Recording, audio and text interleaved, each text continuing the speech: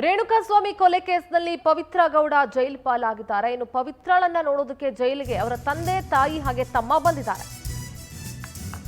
ರೇಣುಕಾಸ್ವಾಮಿ ಕೊಲೆ ಕೇಸ್ನಲ್ಲಿ ಪವಿತ್ರ ಗೌಡ ಮೊದಲ ಆರೋಪಿ ಜೈಲು ಪಾಲಾಗಿದ್ದಾರೆ. ಪವಿತ್ರಳನ್ನ ನೋಡೋದಕ್ಕೆ ಈಗ ಅವರ ತಂದೆ ತಾಯಿ ಹಾಗೆ ತಮ್ಮ ಬಂದಿದ್ರು. ಕಳೆದ ಬಾರಿ ಆವಾಜ್ ಹಾಕಿದ್ದ ತಮ್ಮ ಈ ಬಾರಿ ಫುಲ್ ಸೈಲೆಂಟ್ ಆಗಿದ್ದಾನೆ.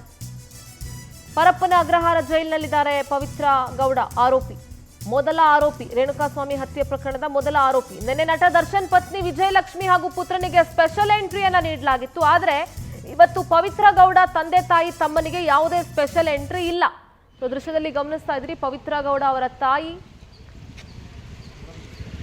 ಮಗಳು ಇದ್ದಾಳೆ, ಜೊತೆಗೆ ಪವಿತ್ರ ಗೌಡ ತಂದೆ ತಮ್ಮ ಎಲ್ಲರೂ ಕೂಡ ಇವತ್ತು ಆಗಮಿಸಿದ್ರು.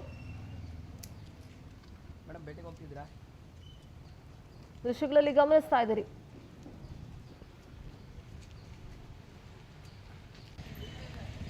ನಿನ್ನೆ ವಿಜಯಲಕ್ಷ್ಮಿ ಹಾಗೆ ದರ್ಶನ್ ಪುತ್ರನಿಗೆ ಸ್ಪೆಷಲ್ ಎಂಟ್ರಿಯನ್ನ ನೀಡಲಾಗಿತ್ತು. ಇವತ್ತು ಯಾವುದೇ ಸ್ಪೆಷಲ್ ಎಂಟ್ರಿಯನ್ನ ಪವಿತ್ರ ಗೌಡ ಕುಟುಂಬಕ್ಕೆ ನೀಡಿಲ್ಲ. ಆಕ್ಚುಲಿ ಇಬ್ರಿಗೂ ಕೂಡ ಸ್ಪೆಷಲ್ ಎಂಟ್ರಿಯನ್ನ ನೀಡೋ ಅವಶ್ಯಕತೆ ಇರಲಿಲ್ಲ. ಯಾಕಂದ್ರೆ ಇಬ್ರು ಏನಂತ ಗನಂಧಾರಿ ಕೆಲಸಗಳೇನು ಮಾಡಿಲ್ಲ.